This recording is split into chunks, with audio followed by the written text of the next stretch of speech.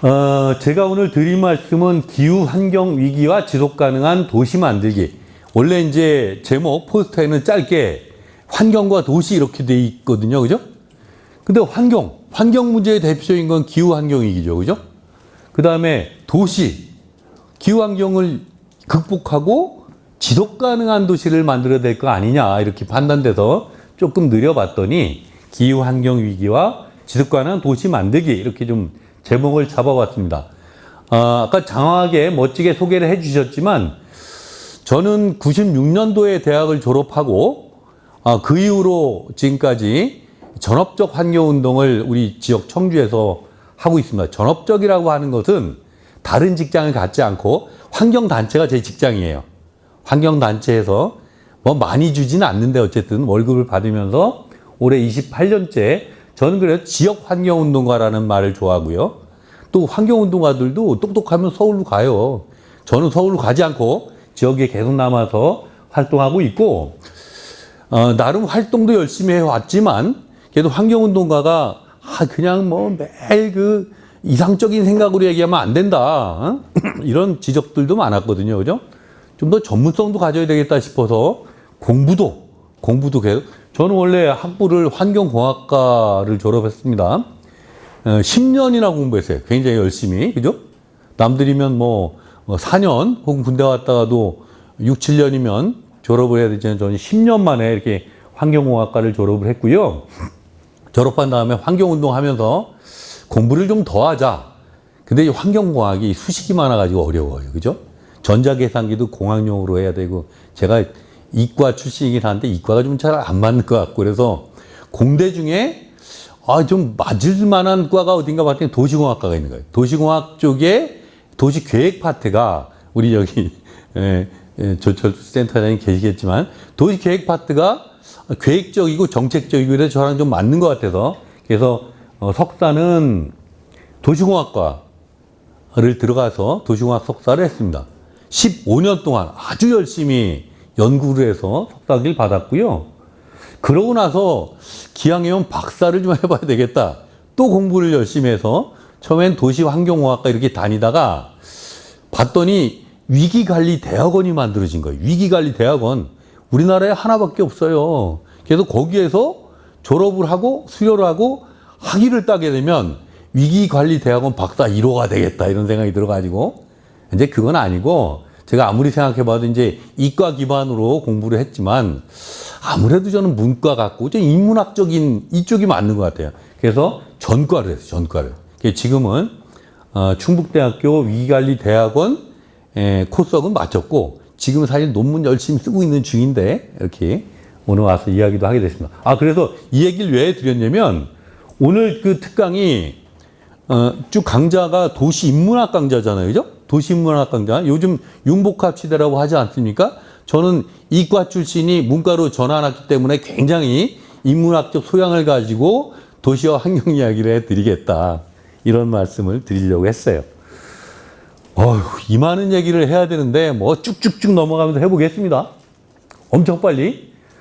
우리 지역 환경운동을 아주 간략하게 좀 먼저 짚어보겠습니다. 저는 우리 지역 환경운동의 성격을 혹은 내용을 아주 간단하게 이제 전업적 환경운동을 지금까지 해온 시각에서 봤을 때 상생과 협력의 환경운동이다라고 얘기를 할 수 있을 것 같습니다. 왜 상생과 협력이냐는 쭉 설명드리고요.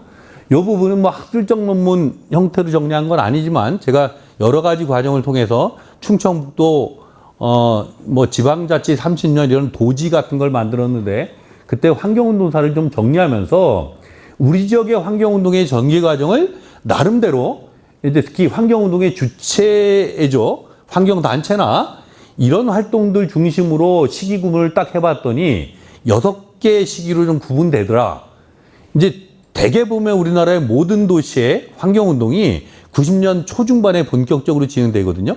청주도 그렇게 됐던 거죠. 그래서 90년 중반부터 환경운동을 막 본격화하는 시작기, 요렇게가 있을 수 있고요. 그 다음에 이제 90년 말부터 2000년으로 넘어가서는 막 초기에 환경운동이 시작되자마자 막 커지는 거예요. 마치 기다렸다는 듯이 정말 왜 환경운동이 이제 시작됐냐라는 느낌으로 여기저기 환경운동이 확대됐는데 특히 광역화, 유역화 이러면서 활동량을 굉장히 확대합니다. 요 시기를 환경운동의 확대기 이렇게 정리해 봤고요.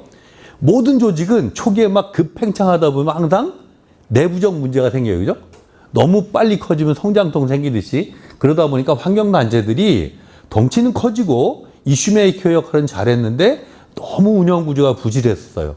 급여도 제대로 안 나오고 회원 관리도 안 되고 그래서 그 다음엔 당연히 뭔가 성찰과 혁신을 통해서 환경운동을 다시 정비하는 시기. 요 시기를 저는 이제 환경운동의 강화기 이렇게 했고 그 과정을 넘으면서 2010년 이후 이제 환경운동이 그냥 시민사회 파트 이쪽 아웃사이더 쪽에만 머무는 게 아니라 적극적으로 지방자치단체랑 막 뭔가 정책적 협력을 하고 협의를 하고 이러면서 제도를 바꾸려고 하고 지자체의 전략과 정책을 바꾸는 이런 작업들을 합니다. 특히 그런 과정을 통해서 거버넌스 기능 같은 게 굉장히 부각되는 시기인데 이 시기를 저는 환경운동의 다원화 시기 이렇게 봤고요.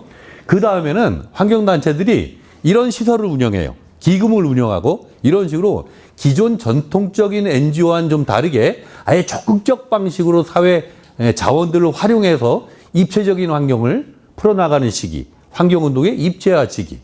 그러니까 이전에 NGO가 1년 동안 열심히 환경교육을 해도 아마 500명을 넘기기 어려웠을 것 같아요. 그런데 청주국제 에코컴플렉스가 1년에 하는 환경교육에 참여하는 환경교육 인원수가 3만 명이 넘죠. 그죠? 이렇게 바뀌는, 그래서 이렇게 5가지를 거쳐서, 그럼 지금은 언제냐? 저는 2020년을 기준으로 보고 있는데 2020년은 뭐죠? 우리나라에 아주 중요한 2가지가 있는데 하나는 코로나, 그죠? 또 하나는 탄소 중립 선언을 한대요. 그죠? 우리나라 정부가. 이 시기부터 환경운동의 주류화 시기다. 그죠? 적어도 지금은 이제는 시민사회 활동하는 사람들이 기후위기 문제나 탄소 중립 얘기를 안 하고는 할 수가 없어요. 누구나 다 합니다. 노동운동하는 사람들, 문화운동하는 사람들, 뭐 복지운동하는 사람들까지 다 환경 얘기를 하고요. 이런 어떤 사회운동을 하는 사람뿐만 아니라 기업체나 행정기관까지도 전부 지금은 환경 얘기를 하는 그런 시기가 됐다. 이렇게 보시면 될 것 같습니다. 요거는 좀 허접해 보이지만 이 열심히 활동하며 연구해온 이런 사람 아니면 정리하기 힘든 표. 제가 봐도 잘 정리됐어요. 그죠? 어쩌면 우리 지역의 환경운동을 중앙정부의 그 권력교체, 지방정부의 권력교체, 그 속에 주체적 영향이 어떻게 변화됐는가까지 다 파악해서 이 밑에 이제 표가 따로 있는데 중요한 그 지역의 환경 이슈들이 쭉 막 나온 게 있어요. 그것까지 해서 이제 구분을 해봤더니 이렇게 6기 정도로 나뉘어지더라라는 걸 이제 보여드리는 거고 저는 이 과정이 마치 맨 땅에 황무지 같았던 황토빛의 맨 땅에 그죠? 지으류, 선태류 등의 식물들이 초보 식물들이 들어오고 초본 식물들이 자리 잡고 관목 그 다음에 작은 키나무, 큰 키나무 이렇게 숲이 천이 되는 그러면 숲이 입체화가 되죠, 그죠? 이런 과정과 우리 지역 환경운동이 아주 닮았다 이렇게 해서 숲의 천이 과정을 보여드렸고요. 그게 바로 이렇게 우리 지역 환경운동사가 요약될 수 있다. 이 과정 동안에 우리는 뭘 했는가? 도시 환경을 바꾸기 위해서 이런 과정들을 보려고 합니다. 관점의 차이는 있겠지만 제가 했었던 환경운동, 제가 속해 있었던 환경단체를 중심으로 가장 적극적이고 꽤 비중 있게 진행됐었던 환경운동의 사례들을 20가지를 뽑아본 거예요. 20가지. 맨 처음에 90년대 중반부터 문장대공원 이게 최근에 결론 났죠. 그죠? 저건 뭐 30년 동안, 그 이상 그런 이슈부터 쭉 지금 마지막에 써놓은 건 기후위기 극복을 위한 녹색전환 정책협력 활동 이렇게 써놨거든요. 진행형입니다. 이런 일들이 주되게 진행됐고요. 이 중에 제가 다 말고 3가지 사례만 살펴보려고 그래요. 하나는 상생의 실험대, 그 다음에 녹색 수도 청주 만들기, 그 다음에 미호강 상생협력 프로젝트를 한번 쑥쑥쑥 살펴보겠습니다. 그거 살펴보기 전에 제가 이제 지역 환경운동을 쭉 해오면서 전반적인 흐름들을 봤더니 지역 환경운동의 양상이 몇 가지 나오더라. 그게 뭐냐면 환경 문제는 갈등 문제이기도 하고 협력 문제 2가지가 다 섞여 있거든요. 근데 예전 같은 경우에는 갈등이 많았어요. 싸우는 일이 많았거든요. 그런데 점점점 협력의 영역이 커지더라. 이런 겁니다. 그런데 충북 지역은 특히 다른 지역에 비해서 참여 협력의 경험이나 역량이 많이 축적돼 왔다라는 거예요. 실제 그렇습니다.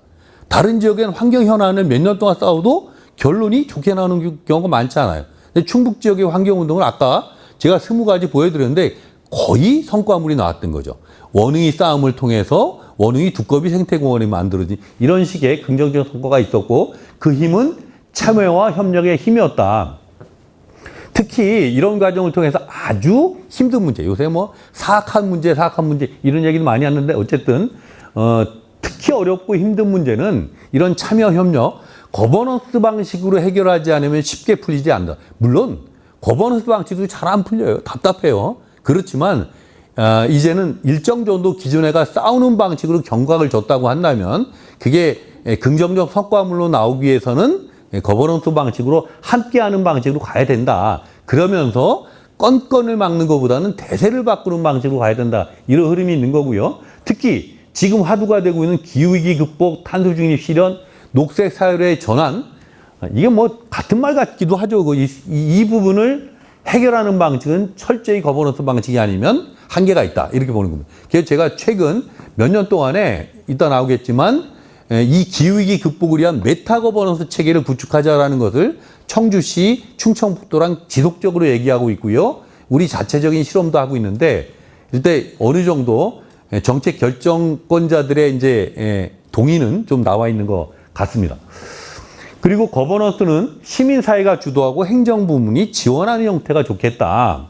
그 다음에 이 거버넌스도 단순히 필요할 때만 협력하는 이렇게 볼 수 있는데 궁극적으로는 협치의 개념으로 가야 된다. 지방정부도 협치 개념이 있을 수 있죠. 그 다음에 끝으로 봤던 것은 녹색 전환 시대에 이제 거버넌스를 다 망라하는 개념의 거버넌스를 메타 거버넌스 이렇게 얘기하거든요.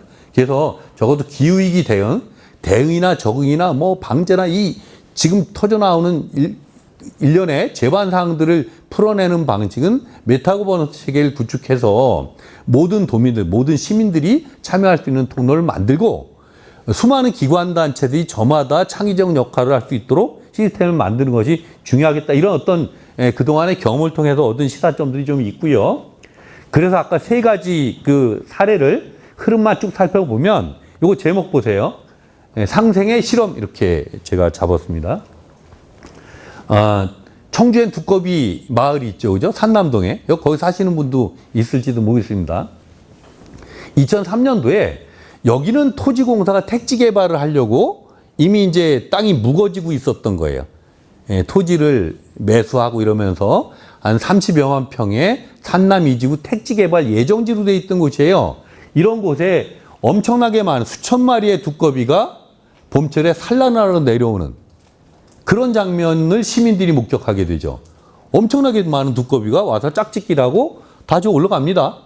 그러고 새끼들이 산란을 해서 올챙이가 돼서 새끼 두꺼비가 나오게 되면 정말 수십만 마리의 새끼 두꺼비가 다시 산으로 올라가는 이러한 생명현상을 우리 청주 시민들이 보면서 무슨 생각이 들었겠어요?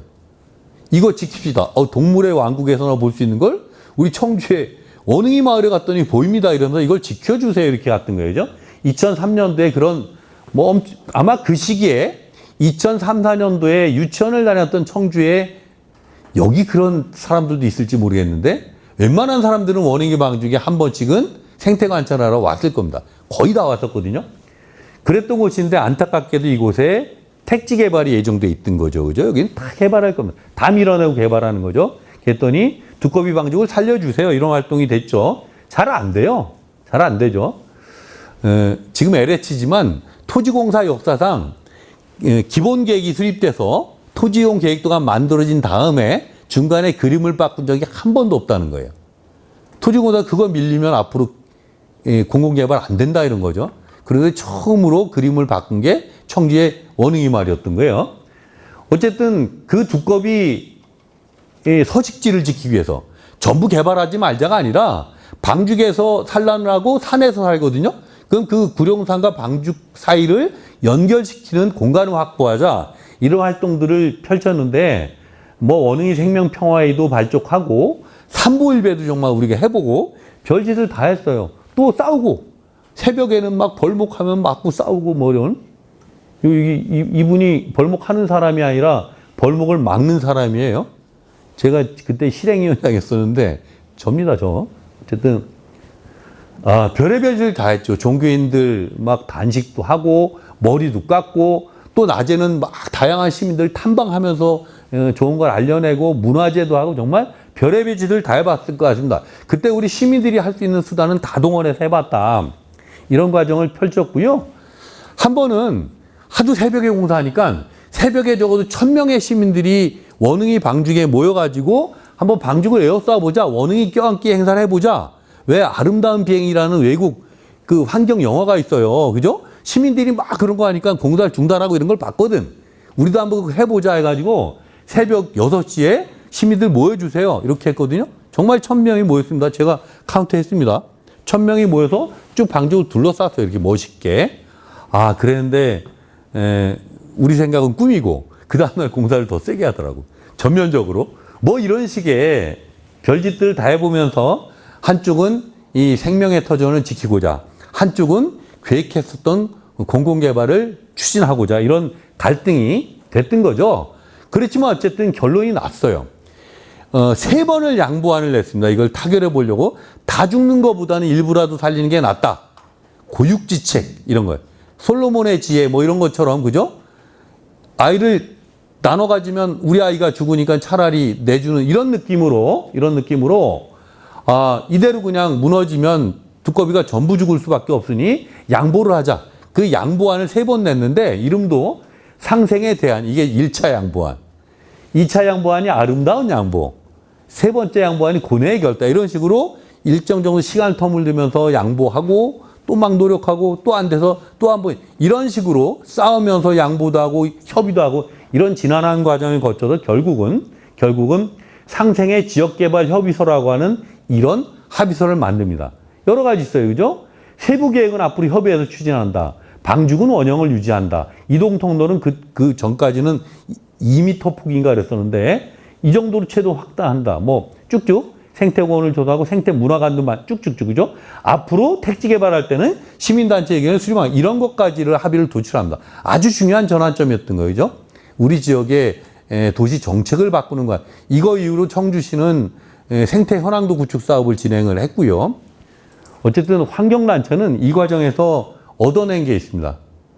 대개는요, 환경운동하는 사람들이 이상적 목소리를 내는데 결론이 어떻게 날지 모르고 싸우는 경우가 많았는데 이 운동은 2년 동안 정말 치열하게 저는 집에도 못 들어가고 현장에서 이렇게 했는데 그런 과정을 통해 끊임없이 뭔가 상생의 합의점을 도출하기 위해서 시민 운동단체가 환경단체가 먼저 주도적으로 노력했다. 그래서 그런 타협안을 협상안을 도출해냈다는 게 제일 중요한 거죠. 그죠? 갈등은 이익 갈등도 있고 가치 갈등이 있다고 그러잖아요. 그죠? 이건 가치 갈등이에요. 그죠? 어떤 사람들은 생태를 보존하자. 어떤 사람들은 빨리 개발해서 주택을 공급하자. 그죠? 뭐가 나쁘다고는 할 수 없죠. 이런 게 충돌되는 걸 가치 갈등이라고 하는데 가치 갈등은 잘 해결하게 되면 패자가 없어요. 패자가. 다 승자예요. 그죠? 이게 타결되고 나서 토지공사 본부장님은 고속승진을 했고 세종시는 이걸 모티브로 해서 중앙에 엄청난 오픈 스페이스를 만들고 뭐 어쨌든 전부 승자가 돼요. 전부 승자. 이런 그 후로 이제 지금까지 20년 동안 도심 속에 사람과 자연이 사는 원흥이 생태 공동체 마을 만들기가 20년 됐고 이게 청주의 자랑이었던 거예요. 그죠? 그런데 안타깝게도 재작년에 의회에서 이 민간에서 운영해 왔었던 위탁동해안을 부결시켜서 지금 청주시가 직영하고 있는데 참 안타깝죠. 어쨌든 그럼에도 불구하고 지난 20년 동안 우리 청주 도심에서 생명과 사람이 함께 살기 위한 무슨 실험이었던 것 같아요? 무슨 실험? 이게 누구죠? 얘 이름 아는 분 있어요? 얘가 누굴 것 같아요? 지금까지 우리가 뭘 지키기 위해서 노력했다 그랬죠? 두꺼비인데 작잖아. 그럼 뭐라 그래요? 두꺼비? 울체에는 꼬리가 달린 거고 다리가 달렸으니 두꺼비 새끼 이러면 욕하는 것 같으니까 생명체들의 새끼는 앞에 붙여주는 게 좋아요. 그러면 어떻게 되죠? 새끼 두꺼비. 곰 새끼가 아니라 새끼 곰. 돼지 새끼가 아니라 새끼 돼지일 때 예뻐요. 그죠? 새끼 돼지. 이게. 새끼 두꺼비. 그죠? 그때 같이 하셨던 목사님 한 분이 그래요. 생명의 무게는 똑같다. 사람이나 두꺼비나.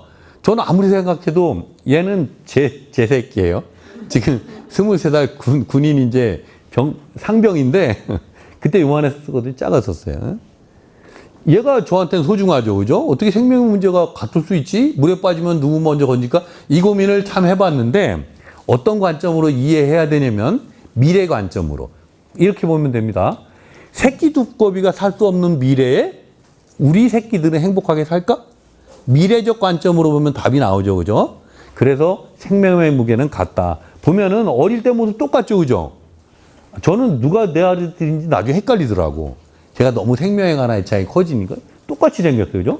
그래서 저는 이 운동을 통해서 얻어낸 정말 제 마음속의 교훈은 환경운동의 목적은 상생입니다. 상생.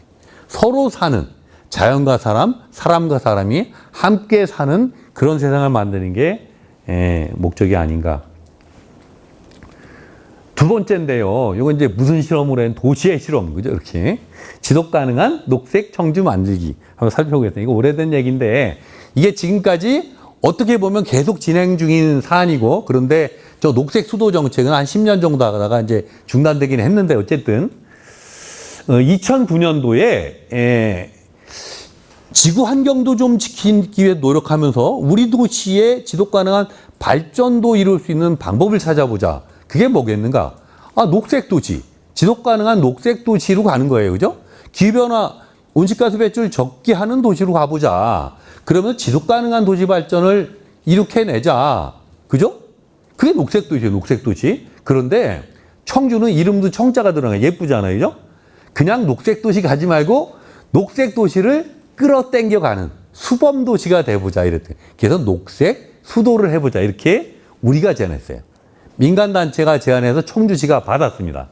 그래서 그해 녹색도시 전국대회를 열어요. 커다란 컨퍼런스인데 아주 큰 컨퍼런스를 발표자만 막 5, 60명 되는 이런 식의 컨퍼런스를 열면서 그 개막식 때 대한민국 녹색수도 선언을 합니다. 이게 민선 5기 때예요. 이런 활동을 했는데 이거 그거 아닙니까? 지구를 살리는 청주 녹색수도 선언. 그죠? 이게 이제 그때 발표한 건데 초안은 저 같은 실무자들이 막 잡고 최종 안은 우리 이제 대표님 같은 분들이 요건 이렇게 받고 이렇게 해서 만드는 거예요. 시와 시의 민간단체가 다 해서 전국대회도 열고 그러면서 한때는 이거 이제 민선 타기 때 선언한 거예요. 민선 5기 단하에 청주시 간판을 시정 목표를 녹색 수도로 바꿨던 적이 있죠. 이런 과정이 그냥 된 게 아니고 정말 아마 여기 계시는 분이 우리 대표님 맞으시죠? 똑같아 보이는데 제가 그죠? 예. 그 민관학 TF를 구성했어요. 이때는 수당도 안 받는 TF를 구성해서 2주에 한 번씩 워크숍을 했어요. 계속 모여서. 녹색수도 어떻게 만들 거냐 이래서 많은 교수님들, 많은 활동가들, 많은 공무원들이 참여해서 경제, 사회, 환경 문제를 생태 원리에 맞게 순환, 공생, 균형적인 형태로 바꾸자. 거기에서 이게 몇 개? 10개의 전략과제도 도출하고 이런 방식으로 이런 안들을 같이 만드는 작업들이 이미 2009년, 2010년에 했다. 유럽이 2008년도부터 그린 뉴딜을 하거든요. 그죠? 그거 못지않게 우리 청주는 2009년, 10년도에 이런 작업들을 서로 참여협력 방식으로 했고 거기에 맞는 거버넌스가 필요하다. 그때 살고 싶은 도시 만들기 협의체라고 하는 거버넌스와 지속가능 발전 협의체라는 두 개의 거버넌스가 방대한 조직으로 있었지만 실제 기능이 크지 않았었다. 그 조직을 1년 동안 통합해가지고 녹색 청주협의라는 새로운 거버넌스를 만듭니다.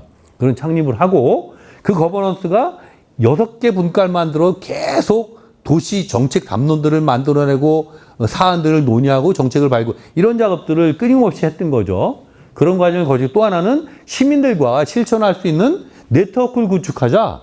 그리고 그 네트워크가 같이 할 수 있는 큰 사업의 흐름들. 이건 이제 지금 우리는 녹색 실전 사업 플랫폼 이렇게 얘기를 하는데 그런 틀을 만든 거예요.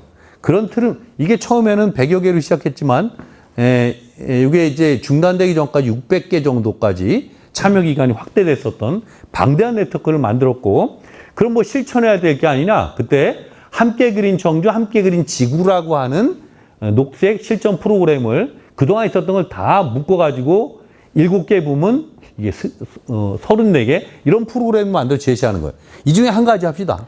하는 곳은 두 가지 합시다. 그죠? 이거 안 해도 되고 비슷한 거 다른 거 해도 좋습니다. 어쨌든 모든 기관단체들이 이런 활동들을 하나씩 해나갑시다. 이런 식의 이제 활동들을 펼쳤고요. 또 아파트 같은 곳에서는 그래도 사람들이 제일 밀집해서 사는 곳 아닙니까? 그죠? 그래서 수도, 전기, 가스 줄이자. 그럼 직접 온실가스 줄일 거 아니야. 이게 지금 14년째 하고 있어요. 청주에서 이런 활동들을 쭉 합니다. 이런 성과가 돼가지고 그 당시에 로컬 거버넌스가 다 무너졌던 때거든요. 그때도 어쨌든 그런데 우리 청주가 굿 거버넌스 이런 실험으로 거버넌스 대통령상도 받고 이런 식의 이제 실적들을 쭉 어쨌든 내왔던 거예요. 그러면서 이제 2014년 통합청주시 청주청원이 자율통합으로 어쨌든 통합된 거 아닙니까? 그럼 통합청주시도 지속 가능한 도시로 가자. 이렇게 이제 합의를 만들어가는 과정이고 도시 비전은 현재 생명문화도시로 돼 있어요. 통합청주시가. 그런데 그 생명문화도시를 어떻게 지속 가능한 도시로 만들 거냐? 이래서 민관학이 그때 500인 원탁회의를 했죠. 500인 원탁회의 진행은 제가 했죠. 제가. 앞에 시장님, 시의원, 시민단체, 동에서 주민들 쭉 해가지고 이런 집단지성도 한번 이런 활동들을 그동안 쭉 했던 거고요. 다양한 활동을 했습니다. 어쨌든 이거는 현재도 진행 중인데 녹색 수도라는 간판은 내렸죠. 다시 전 제안하고 있어요. 녹색 수도는 우리 청주가 해왔던 거니까 다시 씁시다. 시즌2를 해나갑시다라는 제안을 하고 있는 중인데 어쨌든 저는 이 녹색 수도 만들기를 보면서 어떤 결론을 좀 얻었냐면 환경 플러스 도시, 그죠? 환경 보전과 도시 발전 두 가지를 동시에 충족할 수 있는 방안은 뭐냐? 지속 가능한 녹색 도시 만들기다. 그죠? 지속 가능한 마을 만들기 이런 것처럼 그런 거 아니겠나 이런 생각이 들었습니다. 세 번째 드릴 말씀은 요전까지는 청주하면 도시하천 살리기 하면 무심천이었어요. 무심천 가지고 또 저도 90 중반부터 별짓 다 하고 이랬는데 이제는 통합청주시가 출범한 이후에는 청주시의 중심하천이 무심천에서 바뀌었죠. 그죠? 더 큰 볼린 미호강으로 바뀌었어요. 그때는 미호천이라고 그랬었어요. 요 얘기 조금 하면 몇 가지 개념만 말씀드리면 옛날에 대동여지도 그 북위에 나온 표현이라고 하는데 이런 표현들이 있어요. 수주분이 맥본동, 산주분인데 잘못 썼네. 그죠? 그 다음에 수주합이 원각이. 그래서 산은 다른 근원으로 시작해서 끊임없이, 하나의 뿌리에서 시작해 끊임없이 나눠지는 거. 물은 다른 근원에서 시작돼서 끊임없이 모여지는 거. 맞죠? 그죠? 물은 물방울들이 모여서 결국 큰 강이 되잖아요. 그래서 바다로 갈 때까지 다 모입니다. 그래서 물은 스스로 모이는 게 자기 특기에 특기. 직업이에요. 그러면 또 다른 걸 하는데 다른 걸 모아요. 뭘 모을까요? 생명체를 모아요. 물이 있어야 생명이 살 수 있으니까. 그죠? 그래서 모든 생명체, 생물들의 서식지는 물 근처에서 형성되는 거죠. 그죠? 물은 그렇게 생명도 모으고 사람도 모으고 마을도 모으고 그러다 보니까 쓰레기도 모으고 오염물도 모으고 그걸 다 포용해서 하는 게 하천이죠. 그죠? 그걸 기본에 깔고 그러면 하천의 역할이 뭐냐? 여러 가지 표현이 있지만 저는 그런 거 다 떼서 어쨌든 하천이라고 하는 건 사전적으로 물이 흐르는 공간이지만 이렇게 쭉 그 개념적으로 살펴봤을 때 생명을 잉태하는 또 생명을 기르는 생명의 요람이다 이런 거예요. 그죠? 근데 지금은 여러분 숲하면 어디가 떠올라요? 숲하면 산이 떠오르죠. 그죠? 옛날에는 숲하면 물이 떠올라야 맞는 거예요. 그죠? 물가가 숲이 먼저 조성되는 거예요. 그리고 산은 늦게 조성되죠. 그죠? 늦게 형성되죠. 그런데 지금은 물가를 사람들이 다 차지해버린 거예요. 숲을 밀어버리고 산골장을 밀어버리고 농경지와 공장과 집이 들어선 거죠. 예전에는 그래서 하천 옆은 상생의 터전이었는데 지금은 사람이 독점하는 곳으로 갔죠. 그죠? 그래서 하천유역은 앞으로 그렇다고 사람이 도망갈 수는 없어요. 다시 흡수해서 조금이라도 더 나머지 생명체들도 사람과 같이 살 수 있는 아까 원흥이 같은 그런 상생의 유역으로 만드는 게 큰 방향이겠죠. 뭐 이제 이거는 그 속에 나와 있는 우리 뭐 금강 속에 미호강이 있고 미호강 밑에 무심천이 있다 이제 그림이고 우리 지역에서 크게 하천과 관련된 활동 네 가지로 진행이 됩니다. 하나는 무심천. 옛날에 도시하천을 어떻게 예쁘게 살릴 거냐. 그 다음에 이제 달천. 문장대공 온천에 맞서 달천을 어떻게 지킬 거냐. 그러다가 이제 대청호와 금강유역. 뭐 이렇게 큰 흐름들이 있어요. 아주 하나하나가 큰 활동들인데 그러면서 가장 최근에 시작하는 활동들이 이게 2014년으로 바꿔야 돼요. 잘못 써졌고 2013년, 14년, 15년부터 한 상생협, 미호강 상생협 프로젝트 이런 흐름으로 진행이 됐고 미호강 유역은 그렇습니다. 뭐 저 음성부터 시작해서 진천, 증평, 청주를 지나서 세종으로 합류되는 곳인데요. 다른 건 빼고 이 미호강에 몇 가지 특징이 있어요. 아주 중요한 특징. 하나는 평야와 구릉지대가 관통한 부드러운 하천이고 여기는 특이한 생물들이 잘 살던 곳이에요. 우리는 지금 멸종됐습니다만 황새가 가장 많이 집중해서 서식됐던 곳이고 지금 저기 인공 번식시킨 상대가 찾아오는 곳도 미호강이에요. 그죠? 얼마 전에 뉴스 나왔죠? 그 다음 아주 까다로운 물고기, 서식하기가 힘든 물고기 미호종계도 여기에 살고 이런 살기 어려운 생물들까지도 살 수 있었던 보금자리를 내줬던 곳이 미호강이다. 그런데 생물들만 내준 게 아니라 여기 진천, 청주, 세종 이런 도시 문명을 잉태해 줬다라는 거예요. 그죠? 사람들의 공간도 내줬다는 거고 그러니까 당연히 문화유산도 엄청나게 풍부한 곳이고 그죠? 경관도 수려해요. 그래서 우리는 이거 합쳐서 볼 때 미호강은 옛날엔 정말 상생의 낙원이었었겠구나. 이걸 그냥 얘기하는 게 아니라 정말 지리 지형학자가 계세요. 교원대 명예교수님이 우리나라 가장 유형된 모래가 많은 모래하천이라는 거예요. 그렇기 때문에 부양 능력이 탁월하다. 그래서 사람도 잘 살 수 있고 생명체도 잘 살 수 있는 다시 그런 곳으로 회복해야 되겠죠. 지금은 너무 사람들이 이제 어쨌든 그래서 미호강은 모래하천이다. 그런 겁니다. 이게 난리도 아니에요. 지금 뭐 다른 하천은 상류는 맑고 하류는 더럽고 본류는 좀 더러워도 지류는 깨끗하고 그런데 진한 색깔이 오염이 많이 된 거거든요. 미호강은 지류, 본류, 그죠? 상류, 하류가 다 섞여 있어요. 곳곳이 다 개발돼 있고 곳곳이 오염돼 있고 이게 미호강에 있는 이게 수중보 이게 저수지수예요. 방주까지 합쳐서 수중보가 500 몇십 개고 방죽이나 저수지 같은 게 200 몇십 개고 그래요. 이렇게 엄청나게 개발돼서 사람에겐 최적화되어 있는 곳이라는 거예요. 그건 그만큼 물환경이 안 좋다. 금강에서 물환경이 제일 좋지 않습니다. BOD 4ppm, 5ppm 정도 나옵니다. 그런데 이 관심 사각지대에 있었던 미호강 그리고 관리 사각지에 있었던 미호강에 관한 관심이 세종시가 들어오고 또 통합청주시가 만들어지면서 급격히 관심이 높아지면서 지금은 인터넷 쳐보면 미호강 관련된 아주 끊임없는 뉴스와 자료들이 쏟아져 나올 겁니다. 예전에 불과 10년 전만 해도 미호천 이렇게 치면 누구 블로그에 낚시터 하나 두 군데 나오고 아무것도 안 났어요.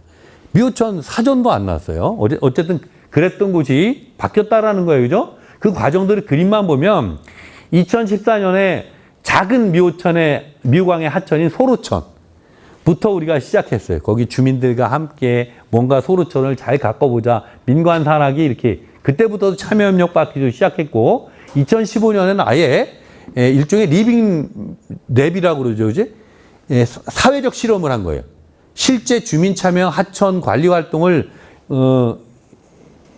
미호강 이게 상중 하류 한 하천씩 정해서 실제 주민들을 조직해서 하천 관리 활동을 하면서 그러니까 주민 주도의 현장에서의 일상적인 지속적인 하천 관리 실험을 해서 이거를 계획으로 잡아내는 이 공식적 환경부 사업을 진행을 했고요.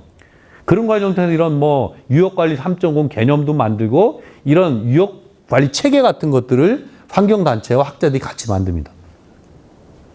그리고 2015년 그러면서 이제 본격적인 활동을 하자 해서 뭐 미오토피아 선언도 하고 뭐 이런 활동들을 해요. 굉장히 많은 활동을 합니다. 주민참여하청관리 활동 그때부터 지금까지 쭉 하고 그러면서 이제 2016년부터는 보다 체계적으로 우리가 앞으로 향후 5년 동안 수지를 1급수까지 만들지 못한다 하더라도 5년 후에 미호강은 가장 많은 사람들이 관심을 갖는 하천으로 만들자. 그 프로젝트명을 미호강 상생협력 프로젝트 2020 프로젝트 이게 잡은 거예요. 민간 프로젝트예요. 대신 서로 하는 활동도 이게 교류하고 이게 그 취합해내자 이런 활동들을 시작했습니다. 이때 미호천 포럼 만들고 뭐 교육도 하고 2017년에 미호토피아 선언 이제 막 관심이 가지니까 막 개발적으로 가서 그러면 안 된다. 미호강 유역의 그 관리나 방향은 이렇다. 뭐 이런 것도 하고 정말 많은 일을 합니다. 그죠? 그 다음에 아이들과 함께 미호종계 도로와 캠페인도 펼치고 뭐 미호종계 최초 발견지 저런 안내판 설치도 민간 차원에서 하고 이런 활동들을 관이 안 하는 건 민주도적으로 하는 거예요. 그죠? 또 관과 함께 하고 또 미호강 탐사를 해보자. 여기 이제 탐사 대장님도 와 계시네. 그죠? 바로 이제부터 걷는 거예요. 거리에서 꼭 좋은 것만 봐요. 더러운 것도 보고 몸으로 느끼고 또 그러면 가치도 발견하고 이런 활동들을 매년 합니다. 걷고 그러면서 2008년도에 이제 지방선거가 있으니까 막 정책 제안해서 후보들한테 다 답변을 듣고 이런 활동들. 이건 사진이 중요해서 이제 미호강 탐사대장님인데 탐사단장님, 탐사대장님인데 이분은 미호강 대원을 이끄다 말고 갑자기 내려가더니 이게 뭡니까? 이건 그물이에요. 그죠? 그물. 얘는 가위예요. 그죠? 한 손엔 가위. 이건 뭡니까? 뭐로 보이세요? 그렇죠. 뱀. 원래 좋은 하천을 사행하천이라 해요. 뱀이 이렇게 지나가는 거죠. 사행하천. 그런데 그 뱀이 그물이 네 마리가 갇혀 있는 거예요. 네 마리가. 우리가 지나갔으면 그물을 못 빠져나 죽겠죠. 그죠? 근데 이분은 워낙 숲 해설도 하시고 우리 이제 주민하천 관리 단장도 하시고 이번에 탐사대장도 하신 분인데 환경운동연합 대표시기도 하고 이런 훌륭한 분이 지나시다가 이 생명을 안타깝게 죽게 둘 수 없다. 그러면서 한 손엔 가위, 한 손에 뱀꼬리를 잡고서 이렇게 다 구해준 게 네 마리 다. 굉장하죠. 그죠? 아니 생명을 지키는데 뭐 무서운 게 있겠어요? 그죠? 용기 나는 거죠. 그러면 그러는 앞에 계신 분은 뭐 했냐? 이런 게 궁금하죠. 그죠? 저는 이 장면을 기록했어요. 여러분들 보여드리려고. 너무나 아름다운 장면을 기록에 누군가 남겨야 되겠다 해갖고 저는 사진을 찍었어요. 어쨌든 뭐 그런 활동들 하면 자꾸 이런 의식들이나 공감대를 확산시켜 나가는 거고 그러다 보니까 이제 2019년 되니까 금강유역청이나 충청북도가 확실히 미호강과 관련된 막 여러 가지 자체 계획들을 만들고 추진을 합니다. 다양한 것들이에요. 같이 하는 것도 있고. 이런 금강청에서는 미호천유역 수질 개선됐지. 이제 4년을 하고, 5년을 하고 지금 이제 다시 2차 계획에 올해 이런 식으로 해서 끊임없이 수질 개선하고. 그런데 이제 우리가 계속 아까 얘기했어요. 이제 주민 참여형 하천유역 관리 시스템을 만들자 계속 해놨는데 안 돼가지고 그런 제안을 미호강에는 언제 봄이 오는겨 이런 식으로 토론회도 하고 그럼에도 불구하고 코로나 사태 이때까지도 이제 우리가 주민하천 관리 활동 계속 현장에서 하는 거예요. 현장을 지키는 자가 나중에 이제 주도적 역할을 하게 되는 거죠. 그러다가 2021년이 됐어요. 이제 미호강 상생협력 프로젝트를 10년 연장해서 미호강 상생협력 2030 프로젝트에서 더하자 이렇게 결의를 하면서 아주 중요한 몇 가지를 하는데 미호강 유역협의회를 만듭니다. 민간 조직으로 뭐 전문가 활동가 다 들어오는 그런 미호강 대표기구를 공식적으로 만들고 충청북도가 미호강 프로젝트 계획을 이때 발표해요. 그죠? 역사상 처음으로 미호강에 관한 비법정 계획이지만 마스터 플랜을 짜겠다 이런 게 충청북도에서 나오고 그런 작업들이 진행됩니다. 그리고 그 다음에 우리는 원래 2017년도에 미호토피아 선언을 하면서 미호강으로 바꿔 부르기로 했어요. 그런데 행정적으로 좀 뒤늦었지만 어쨌든 적극적으로 건의해가지고 2020년 작년 7월 7일 날 미호천이 공식적으로 미호강으로 명칭이 바뀌었죠. 이 강의 명칭이 바뀌는 건 쉬운 일이 절대 아니에요. 어쨌든 유영민의 바람이 남겨서 바뀌었고 그러면서 우리가 뭘 제안하냐면 충청북도가 지금은 이제 미호강 맑은물 사업이라는 걸 추진해서 기본 계획이 완료됐거든요. 이게 10년 동안 1조 7천억 원을 투입하는 대규모 프로젝트를 하는데 이걸 도에서 마음대로 짜지 말자. 그러니까 뭐 연구경력 줘서 그냥 뚝 하지 말고 철저히 민관학이 함께 짜자. 이래서 우리가 미호강 참여협력 포럼을 제안했어요. 그래서 민관이 함께 추천해서 100명 정도로 구성된 포럼을 만들어서 정말 몇 달 동안 그 수많은 논의, 분과도 나누고 수많은 논의 과정을 거쳐서 38개 정책 과제를 만들어 제안했고, 도가 잡고 있는 안을 다 검토해서 뺄 거 빼고 씨름도 하고, 뭐 물론 우리 뜻대로 다 안 되죠, 그죠? 뭐 마음에 안 드는 계획도 많이 들어갔지만 어쨌든 그럼에도 불구하고 수지를 2급수로 만들겠다, 수량을 확보하겠다, 그러면서 친수 여가 공간도 만들고 방제 문제도 하겠다, 이런 식의 계획들을 같이 만드는 겁니다. 이게 이제 최근에 있었던 일들이고요. 그러면서 그 포럼 발족할 때 원탁회의를 하면서 이렇게 정책 과제 같은 걸 집단 지성을 통해 도출해 보기도 하고, 이런 성과가 모여가지고 작년 말에 SBS에서 물과 관련된 활동에서는 제일 권위 있는 상이에요. 상금도 많이 줘요, 상금도. 어쨌든 물환경 대상에 우리 청제 미호강이 물환경 대상을 타는, 뭐 상금을 받아서 중요한 게 아니라 누군가 외부에서 평가를 해줬다는 건 중요한 거죠. 이런 성과가 있었다. 그리고 이제 기본 계획이 확정됐고요. 원래 7월 달에 확정이 되면서 이제 본격적인 사업이 시작되는 거니까 비전 발표를 민관이 같이 하기로 했었는데, 안타깝게도 오송 참사가 발생하면서 비전 선포는 중단됐고, 뭐 이런. 근데 이제 이런 과정에 뭐가 중요한 게 됐냐면, 우리가 그런 계획이 세워지면 뭐 할 거냐. 그 계획 전반에 참여하고 관여하고 이러면서 유역을 관리할 주체가 필요할 게 아니냐. 그래서 주민 참여형 유역관리 체계를 구축하자 이러면서 이벤트로 미호강 유역관리 주민이 주인이다, 이런 주권 선언도 하고, 그죠? 한쪽으로 막 협력하면서 한쪽으로 씨름하고 이런 거 계속 해야 되는 거, 왔다 갔다. 서로, 너무 물렁해 보이면 한번 또 걸었다가, 그죠? 너무 또 사이가 멀어지면 좀 다시 이제 가까워져. 이런 식의 씨름을 민관하게 함께 하면서 뭔가 계속 만들어 갔고요. 그래서 지금 도에 잡혀있는 계획이 이게 2023년까지 천년 미고세 자치, 천년 미호강의 미래, 이렇게 수질 생태, 물 확보, 재해 방지, 친수역까지 하는 종합계획이 만들어졌다라는 거고요. 그보다 더 중요한 건 그게 비법정 계획이에요. 그러면 제도화하기 위해서 조례를 만들었어요.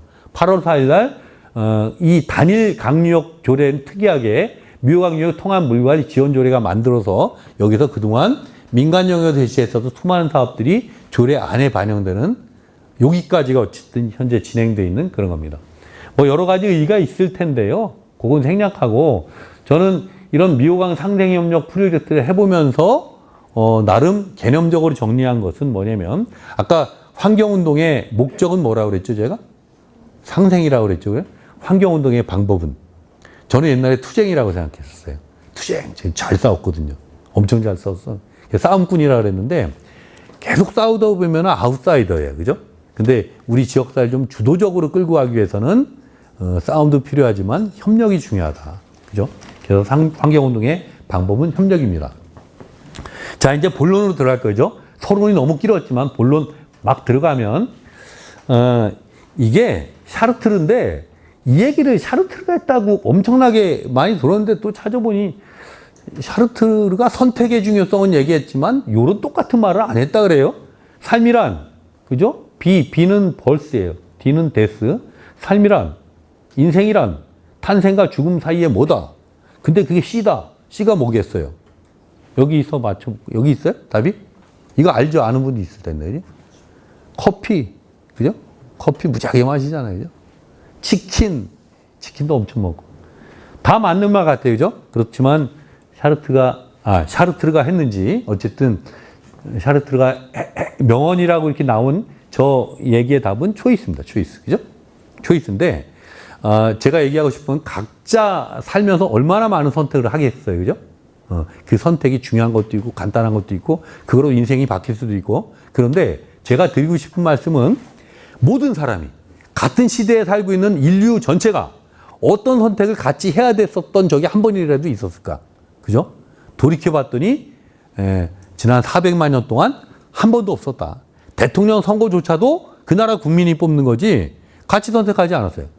그렇지만 지금이야말로, 지금 현재야말로 어떤 선택을 같이 하지 않으면 안 되는, 앞으로 같이 선택할 기회도 없어지는, 마지막 선택이 될 수 있는 선택을 해야 되는 상황이 됐다. 그건 뭐냐면 바로 기후변화에 우리는 어떻게 대응할 것이냐라는 선택을 해야 되는데 그 선택을 잘하면 우리는 이 같은 선택을 앞으로 많이 할 수 있어요. 근데 그 선택을 잘 못하게 되면 앞으로 인류는 같이 선택할 기회가 없어진다. 이 얘기는 거꾸로 지금 태어나는 아이들이 자연 수명을 다하기 전에 멸종으로 갈 수 있다라는 겁니다. 그죠? 지금 태어나면 평균 수명이 90 이상이잖아요. 그죠? 그 수명을 다하기 전에 멸종할 수 있다. 그런데 사람만이 멸종이 아니라 육차 대멸종을 우리가 맞을 수 있다라는 아주 엄중한 이 현실에 처해 있는 거죠. 뭐 이제 다른 거 생략하고 어쨌든 쭉 인류가 지금은 지구 생태계의 최상위 위치를 차지하고 있는 거죠. 그죠? 최상위 위치를 차지하고 있습니다. 그래서 어떤 생활을 들이냐면 현대 문명을 누리고 있어요. 저는 현대 문명을 두 단어로 표현하라 그러면 뭘까요? 여러 가지 있겠지만, 그죠? 컴퓨터, 뭐 이런 거, AI, 뭐 여러 가지 있겠지만, 제가 생각할 때는 현재 현대 문명을 두 단어로 표현하라 그러면 풍요. 우린 너무 풍요로워요. 그죠? 또 편리. 풍요와 편리 속에 현대 문명을 우리는 살고 있습니다. 그 단편적인 모습이 이런 자동차, 이런 공장, 이런 빌딩이에요. 그죠? 이런 삶을 살고 있어요, 우리는. 이런 건 전 세계 어느 나라 가나 있죠. 그죠? 그런데 이런 삶을 영위하기 위해서 반드시 필요한 게 있습니다. 그죠? 첫째는 자원, 둘째는 에너지. 이 두 가지가 있어야 되는 거예요. 결국은 인류가 현대 문명을 그러면 이 도시 생활을 하게 되는 과정들은 지구가 제공해준 자원과 에너지를 먼저 선점해서 싹 쏟아낸 거예요. 쏟아낸 거, 그죠? 쏟아낸 거. 그런데 자원도 여러 가지 있고 에너지도 여러 가지가 있을 텐데 그 수많은 자원과 수많은 에너지 원 중에 우리는 뭘 썼다? 화석연료 썼어요. 화석연료. 왜? 쓰기 제일 편하니까. 쓰기 제일 편하니까 쓴 거예요. 그런데 이게 중요한 겁니다. 자원이든 에너지든 쓸 때 우리는 두 가지를 반드시 고려해야 된다. 하나는 뭐냐면 얘를 써서 버리면 재생되지 않는 그럼 고갈될 거 아니에요. 그죠? 이런 거는 안 되죠. 재생되고 순환되는 에너지인가 재생되고 순환되는 자원인가를 반드시 고려해야 된다. 그러니까 나무를 적당히 잘라 쓰고 또 심고 이러면은 재생 가능한 자원이 되는 거예요. 그죠? 또 화석연료는 재생 가능한 자원이 아닌 거예요. 그죠? 써버리면 없어지는. 또 한 가지는 뭐냐면 얘를 쓰고 났을 때 부산물이 발생하는데 그 부산물이 치명적인가 그렇지 않은가. 그죠? 우리가 태양의 에너지를 쓴다고 뭐 부산물이 크게 물론 이제 태양광 패널을 산림 훼손 이렇게 하면 안 되겠지만 화석연료는 그걸 쓰는 순간 문제가 매우 심각해집니다. 물론 화석연료 없으면 어떻게 살겠어요? 먹는 것부터 입는 것부터 안 쓰는 데가 없죠. 제가 들고 있는 마이크에도 화석연료로 만든 걸 테고 자동차도 그렇고 뭐 전기도 화석연료에서 오고 요것도 이제 아까 제가 처음에 표 보여드린 거 못지않게 한 이게 28년 정도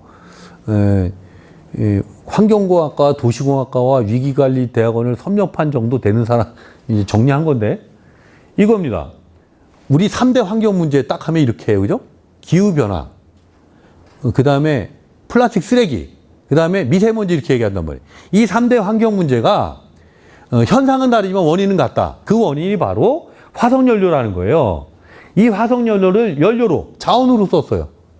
그랬더니 나오는 부산물은 플라스틱 쓰레기입니다. 그죠? 비닐 플라스틱, 이 다 석탄, 석유, 천연기, 이거에서 나오는 거 아닙니까? 그죠?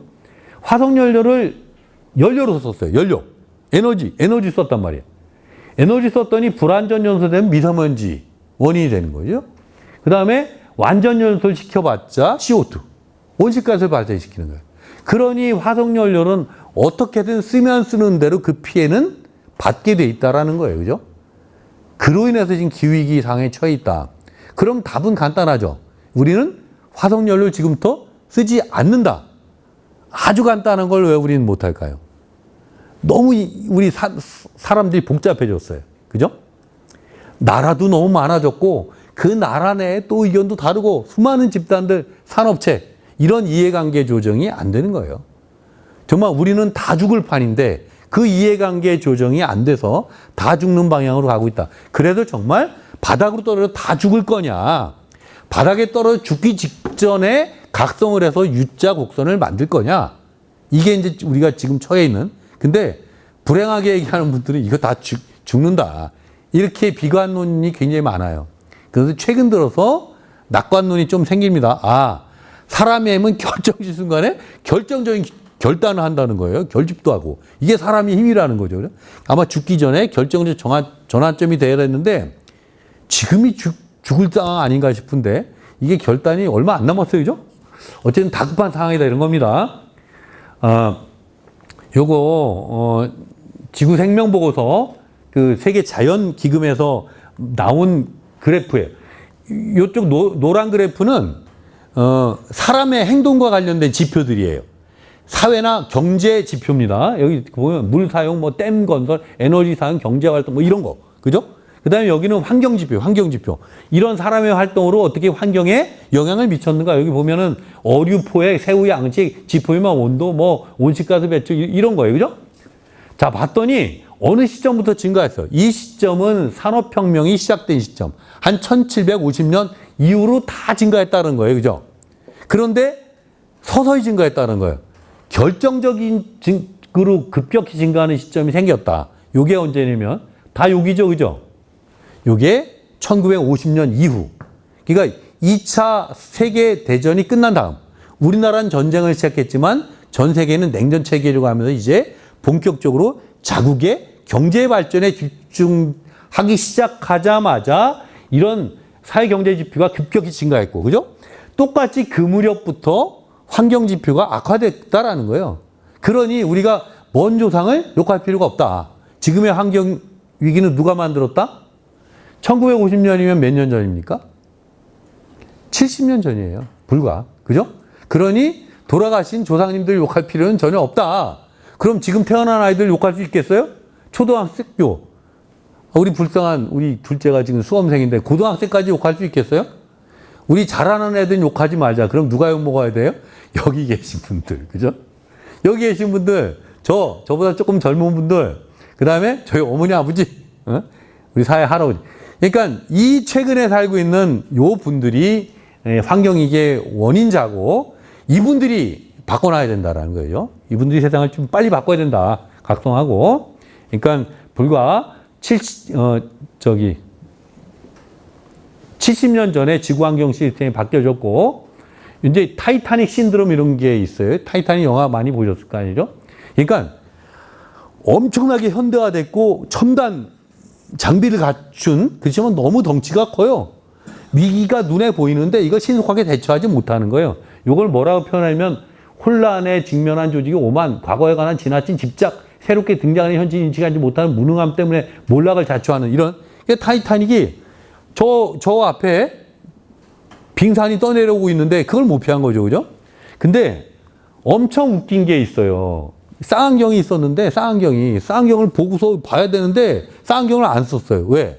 서랍에 있는데 열쇠를 잠그고 내렸다는 거예요. 근데 세베라 그거 깨기가 싫어서 안 깼다는 거예요. 그러니까 쌍안경을 보는 사람이 없었던 거예요. 정말 한심하죠. 그죠? 그 다음에 무전이 계속 왔어요. 주변에 다른 배가. 빙산이 떠내오고 있다. 근데 이 배에서는 시끄럽다. 지금 바쁜 무선 이러면서 다음 정착역에 무슨 뭐 파티를 그 연락하느라고 그 긴급 무전 오는 걸 무시했다는 거예요. 뭐 이런 거 또 하나는 뭐 그 조타수가 자기 고집으로 하는 사람인데 하필 그때는 말을 잘 들어서 순순히 들어갖고서 갖다 박았다. 뭐 이런 얘기를 하는데 어쨌든 이 위기를 막을 수 있는 여러 가정이 있음에 불구하고 못 막았다는 거죠. 여러분들 돈룩업이라는 영화 봤어요? 소행성이 떨어지잖아요. 그걸 과학자가 발견해서 심각하다고 해서 유력 정치인까지 막 가서 얘기하잖아요. 근데 유력 정치인이 정치의 표가 안 되니까 가려요. 그러면서 그 제보한 사람도 같이 흥청망청 같이 놀아요. 같이. 그러니까 결국은 소행성이 떨어지는 과정에 아무도 대책을 그 상황을 인지했음에도 불구하고 비슷한 그죠? 우리가 꼭 그 꼴에 있는 게 아닌가 싶습니다. 그렇지만 우리 사람은 그렇게 무능하진 않아요. 아까 50년 전에 70년 전에 환경 문제를 일으켰지만 지금부터 50년 전 1972년도에 스웨덴 스톡홀름에서 유엔 인간회의라고 하는 처음으로 많은 국가 원수들이 참여하는 국제회의를 엽니다. 이때 모든 나라가 같이 신경 쓸 문제가 환경 문제다. 이때 결의해요. 그 세계 환경의 날이 이때 만들어지는 거예요. 개막식 날, 6월. 그러니까 70년부터 문제를 일으킨 인간들이 지금으로부터 50년 전에 각성을 했다는 거예요. 근데 중요한 건 행동을 해야지, 그죠? 지금부터 30년 전인 92년도에 유엔 환경개발회의가 다시 열렸는데 이때 뭘 했냐면 행동하자, 행동. 예? 행동하자, 이제 진짜로. 그래서 뭐 로컬 아젠다 20일 뭐 이런 행동 계획을 다 세워서 실행해 오면 이런 제안을 하는 겁니다. 그때 기후변화 협약도 체결하고 그 이후에 유엔 지속가능 발전 목표, 그죠? 2016년부터 30년까지 15년 동안 유엔의 모든 국가가 지향해야 될 일종의 지침이라고 할 수 있는 그런 지속가능 발전 목표, 이런, 그죠? SDGs, 그죠? 뭐 그런 것도 하고 그러면서 마침내 처음에는 기후변화협약이 92년도에 체결했음에도 불구하고 선진국 38개 나라만 온실가스 감축을 하다가 이제 195개 모든 나라가 온실가스 감축에 참여하는 신기후 체제가 바로 2021년, 불과 2년 전에 출범을 한 겁니다. 꽤 긴 시간이지만 어쨌든 인간은 각성하기 시작했다는 거죠. 이런 과정이 됐고, 뭐 유엔 지속가능 발전 목표 이런 거 생략하겠습니다. 그죠? 내용은. 어쨌든 지금, 그러니까 유엔이 옛날에는 뭐 이런 거 아니에요. 유엔이 제일 많이 얘기하는 게 뭐 민주, 그죠? 번영, 혹은 세계 평화, 이런 거였던 거 아닙니까? 그죠? 지금 유엔이 가장 많이 얘기하는 건 뭐죠? 지속가능 발전입니다. 지속 가능하지 않기 때문에, 그죠? 지속 가능한 발전을 하게, 저는 지속 가능 발전이란 말 듣고 애쓰나 싶은데, 지속성이죠. 지속성을 위해서 우리는 뭘 할 것이냐. 이게 유엔의 가장 큰 과제입니다. 지속 가능 발전 개념은 기존에는 이런 개념을 생각했었어요. 사회 영역과 환경 영역과 경제 영역이 이렇게 좀 별도로 있고 좀 잘 공통 분모에 해당되는 부분을 서로 잘 해나가자. 이런 개념이었다고 한다면 지금은 다릅니다. 뭐냐면 경제 성장은 사회 정의를 실현 고려하는 영역 내에서 이루어져야 되고 사회 정의나 사회적 안정도 환경 보존이 이루어진 전제 하에 돼야 된다. 이렇게 하위 개념으로 집어넣습니다. 이게 지속 가능 발전의 개념으로 다시 정립된 거고 그걸 하기 위한 5가지 오피스라고 그랬는데 이게 이제 아까 17개의 그 목표들을 5개 부문으로 나눌 수 있다. 이렇게 이제 있는 거 내용은 보시면 되고요. 이런 분위기로 전환을 시작하는 거예요, 전환을. 그런 와중에 우리는 2020년 팬데믹을 맞았어요. 그죠? 사상 초유의 사태에 접한 거예요. 그죠? 저는 우리나라가 자유민주주의 국가가 식당에 같이 가지 마세요. 3명 이상 같이 밥을 먹으면 안 돼요. 말이 돼요. 우리 그때 제가 우리 세아령 시민센터에 그때는 지금은 6명이라는데 4명이었었거든요. 그 4명이 밥을 먹으러 왔는데 3명까지만 되고 4명이 안 된다고 그래가지고 1명 빼놓고 먹으면 울 거 아니에요. 또, 그죠? 이런 삶을 우리는 살았어요. 여기 아마 이제 대학생분들 계실 텐데 여러분들 입학할 때 대학 들어가서 미팅도 하고 뭐 우리 여학생들 또 그 뭐 참한 여학생인데 이렇게 생각했는데 들어갔더니 학교 오라고 그러네. 그죠? 비대면으로 하고 이런 삶을 살았어요. 많이 죽고 많이 병들고 했는데 그거 떠나서 어쨌든 그럼에도 불구하고 우리 같은 환경운동가나 학자들이나 뭐 국가 리더 이런 분들 말고 보편적 시민들이 뭔가 그동안 우리가 진리라고 생각했었던 이게 맞는 거야. 워낙 문명은 풍요와 편리를 누리는 거야라고 살아왔던 것이 당연하지 않다. 뭐가 문제가 있다. 그죠? 이런 성찰과 전환의 계기가 된 게 바로 코로나. 요 포스터 유명하죠. 그죠? 사람이 도망가고 있어요. 밑에는 코로나 바이러스가 쫓아요. 그죠? 이 팬데믹 위기. 그 밑에는 더 크게 있네요. 그죠? 경제 위기. 그 밑에는 뭐가 있어요? 기후 위기. 그죠? 그런데 이게 다른 점차 오는 단계적으로 오는 위기가 아니라는 거죠. 볼까요, 한번? 코로나가 왜 만들어졌나 봤더니 기후 위기 때문에 생태계 변화 때문에 코로나가 생겼죠. 그죠? 코로나가 생기니까 경제가 침체되죠. 또 그죠? 물론 경제 침체는 다른 이유 때문에 그러기도 하죠. 이 잘못된 경제 때문에 기후 위기가 초래된. 그래서 이 감염 위기, 경제 위기, 그다음에 환경 위기는 다른 문제가 아니라는 거예요. 다 연관되어 있는 복합적인 문제다. 그래서 이거는 하나하나 풀 문제가 아니라 동시에 한 방에 다 풀지 않으면 안 되는 거죠. 이 복합적 위기상이 다 몰려서 인류를 나락으로 떨어뜨리고 있다라는 거죠. 그죠? 근데 아직 우리는 나락으로 떨어지는 거를 피부로 느끼지 못하고 있을 뿐이다. 이런 거죠. 그래서 이제 본격적으로 우리는 어떻게 대응하고 있냐? 아주 빨리빨리 마치 기후변화, 이제 기후변화라는 말도 안 써요. 기후위기, 기후재난, 기후재앙이라고 써요. 그죠? 이 문제는 북극곰 문제인 줄 알았어요. 그죠? 맨 북극곰만 나오니까. 어? 북극이 녹으니까 북극곰을 그렇게 했던 건데, 북극곰이 인가에 내려가지고 쓰레기차 지나가면 아빠 곰은 세워요. 이렇게. 그 뒤에 검문합니다 하면 뒤에 가서 쓰레기 두져먹고 뭐 이런 게 이제 많이 찍히죠. 최근에. 과수 이런 게 다 바뀌어요. 그죠? 과수. 이제 얼마 지나면 북한에서 수입해 먹어야 됩니다. 사과는. 우린 뭐 바나나, 망고 이런 거 재배해 먹고 이렇게 바뀌어요. 벌레들도 바뀌고 수산, 어류 이런 것도 바뀌고. 근데 어류는 큰일 났어요. 그죠? 기후변화 때문에 잡히던 오징어나 명태가 안 잡히고 막 바뀌죠. 그죠? 그런데 방사능 오염수 때문에 또, 그죠? 이 복합적 위기상.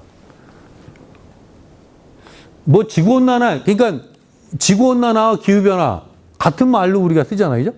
근데 엄밀히 보면 지구온난화가 원인이고 그로 인해서 기후변화가 생긴 거겠죠. 그죠? 어쨌든 이제 그런 어떤 과정인지는 뭐 이제 6가지의 온실가스가 있는데 우린 나머지 일단 중요한 거는 메탄과 이산화탄소. 우리가 말할 때 나오는 건 이산화탄소고 방귀 끄면 나오는 게 메탄이고 그런 거 아닙니까? 그죠? 얘네들이 가장 양도 많고 지구온난화에 미치는 영향도 가장 크니까 대표적으로 2가지를 얘기하고 나머지를 다 CO2로 환산해서 지금은 표현을 많이 합니다. 그런데 어쨌든 뭐 들어오는 에너지는 다 들어오는데 나가는 에너지 차단하고 뭐 이런 거 아닙니까? 이런 과정들인데 지난 60만 년을 돌아봤더니 온실가스가 많을 때가 있고 적을 때가 있고 많을 때가 있고 적을 때가 있었습니다. 그런데 많을 때는 우리는 간빙기라고 얘기를 하고 온실가스 농도가 낮아졌을 때를 빙기라고 얘기해요. 그런데 이 간빙기와 빙기의 주기는 대략 10만 년 정도 걸린 겁니다. 그런데 간빙기와 빙기의 평균 기온 차이가 저는 한 20, 30도 차이 나는 줄 알았어요. 그런데 4, 5도 정도밖에 안 났다는 거예요. 그런데 4, 5도 정도가 낮아지면 거의 극지방, 아니죠. 적도 부근까지도 막 추워지고, 그 다음에 4, 5도 정도가 그죠? 높아지면은 거의 극지방까지 거의 높고, 그죠? 이런 거, 그죠? 오래되니까. 그런데 이렇게 이 시기 자연 발생적으로 생겨났었던 온실가스의 증감과 거기에 따른 온도 변화, 10만 년 사이에 4, 5도가 변하면 생물들이 지장을 받을까요? 크게 안 받는 거예요. 적응할 시간이 있으니까. 그런데 이 5도가 100년 안에 바뀐다고 하면 3도 올라가면 절반이 멸종한다 그래요. 생물종에. 5도 이상 바뀌면 전종의 멸종 상황이 올 것이다. 이렇게 예측하고 있는 거죠. 그런데 확실히 지금 온실가스가 400ppm, 2015년에 400ppm을 넘었어요. 예전에는 지난 60만 년 동안 300ppm을 안 넘었던 온실가스가 넘었다. 이런 겁니다. 그러면서 이제 기후변화 대응을 우리가 시작하는 거예요. 본격적으로. 그 대응 과정을 조금 보면 이미 68년도에 로마 클럽 이런 데에서 미래 예측 보고 이런 데서 이미 지구온난화에 관한 우려를 예측했다는 겁니다. 그죠? 요 68년, 72년 요 무렵이 이제 환경 문제에 관한 국제적인 각성도 나오는 시기죠. 그런 거예요. 그러다가 88년도에 IPCC가 만들어져요. 이게 기후변화에 관한 정보가 가장 공식적인, 지금 나오는 웬만한 평가 보고서를 다 만드는 곳이 IPCC 아닙니까? 그러니까 IPCC 자료면 신빙성이 있다 이렇게 보는 거죠. 그 협의체가 만들어 지금까지 6차 평가 보고서가 나오고 특별 보고서도 중간 나오고. 그러면서 92년도에 기후변화 협약을 체결했어요. 그죠? 그런데 정작 그럼 누군가 온실가스 줄여야 되는데 그러면 선진국 38개 나라가 먼저 줄이자가 교토의정서고 교토체제예요. 이게 합의가 돼서 2008년에서 2012년까지 5년 동안 선진국들이 먼저 줄이기 시작합니다. 2008년은 아주 중요한 해예요. 유럽을 중심으로 온실가스를 감축하면서 에너지 전환을 시도한 해이기도 하지만 공교롭게도 글로벌 금융위기가 나오면서 지금의 경제 질서가 무너지기 시작하는, 그죠? 본격적으로 무너지기 시작하는 그 시점입니다. 그 무렵에 유럽부터는 온실가스를 바꿨고요. 그게 이제 교토 체제고, 그게 끝나고 나서는 모든 나라가 참여하는 온실가스 감축 체계, 이걸 우리는 신기후 체제라고 하는데 그게 원래 2013년에 시작이 됐었어야 됐던 거예요. 근데 안 됐죠. 왜? 이해관계가 너무 복잡해서. 안 되고 결렬돼서 합의한 건 그러면 교토체제를 2020년까지 연장하고 2021년부터 신기후 체제로 돌입하자라는 걸 겨우 합의해낸 게 파리협정인 거죠. 그죠? 파리협정이 성공했고 그로 인해서 2021년 온실가스 전 세계 감축체제가 만들어졌다라는 거예요. 그죠? 그런데 파리협정 결정적인 문제가 있어요. 두 가지 측면에서. 하나는 티핑 포인트라고 해요. 그러니까 온도의 증가 상한선을 우리가 어디로 할 거냐.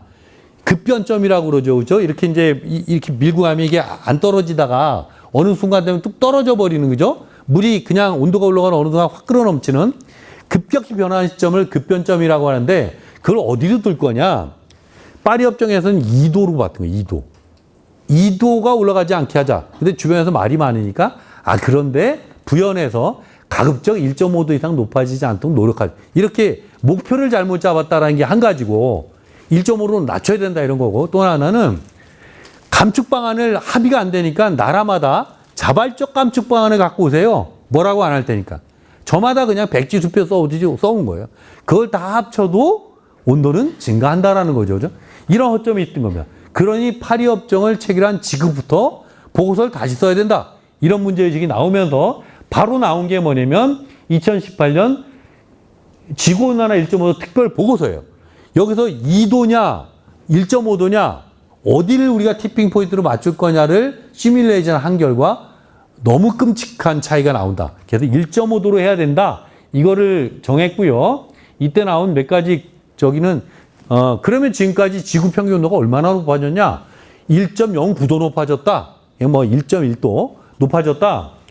그런데 1.5도까지 올라가지 않게 하기 위해서는 어떻게 해야 되냐?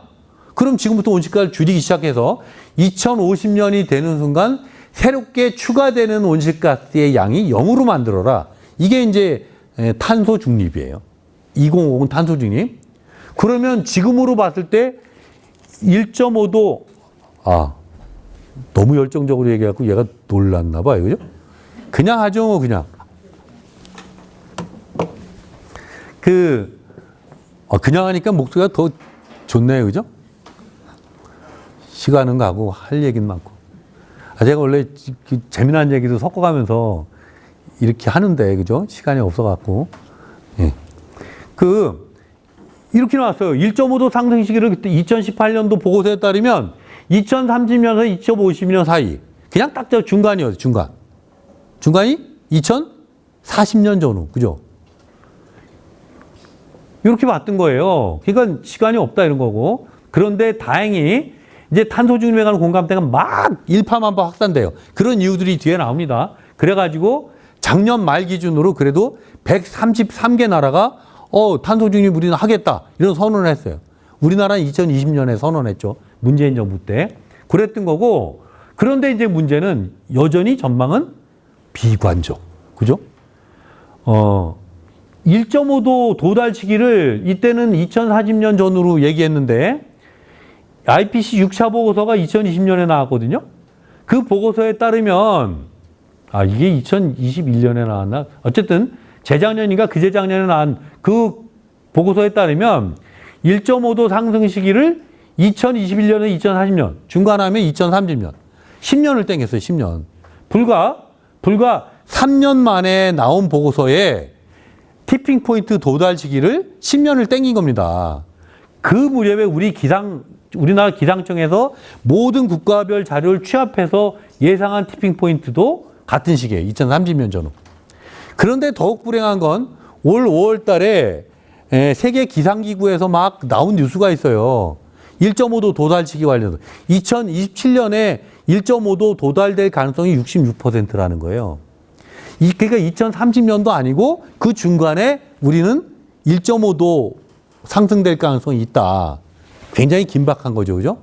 우리는 너무 긴박한. 그러니까 이런 거면 티핑 포인트의 의미는 그거 지나서 아무리 반성해도 너무 늦었다라는 거죠. 버스는 떠났다. 물은 엎질러졌다. 그럼 그 전에 해야 되는데 여러 가지 우리가 양보해서 이거로 간다고 쳐요. 이 의견. 2030년에 도달한다고 쳐도 지금까지 몇 년 남았어요, 이제. 우리에게. 7년밖에 안 남은 거예요. 7년 내에 결정적인 전환점을 만들어 놔야 된다. 그리고 지금 1.1도 증가했잖아요. 그죠? 0.4도 남았어요. 높아질. 그죠? 우리는 아주 다급한 시기에 처해 있다. 이런 겁니다. 그래서 위기라고 하는 거예요. 이 IPCC 보고서에 여러 가지 시나리오가 있죠. 그죠? 가장 노력을 안 하게 되면 금세기 말에 5도까지 간다는 거예요. 그죠? 5도는 전종의 멸종. 그러니까 다 죽는 사회가 되는 거예요. 다 죽는 사회. 물론 그러면 2100년에 가만히 있다 다 동시에 죽는 이런 건 아니겠죠. 그 중간중간 수많은 뭐 전염병, 감염병, 뭐 저 사고, 뭐 굶어 죽는 사람들 별의별 일이 정말 다변하게 되면서 점점점 많은 사람들이 기후재난에 빠져면서 죽는 거고 저무력 갔을 때는 누구도 제대로 할 수 없는 거주불능 지구가 될 수 있다. 이런 겁니다. 다행히 이분 누군지 알죠? 그레타 툰베리. 저는 이 그레타 툰베리 한 사람이 중요한 게 아니라 전 세계의 어린 친구들이 이런 거죠. 우리 엄마 아빠들은 열심히 학교 가서 공부 열심히 해. 그래서 너의 행복한 미래를 준비해. 이래서 학교를 보낸다는 거예요.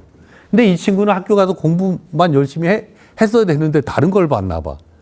기후변화에 관한 자료를 봤어요. 그죠?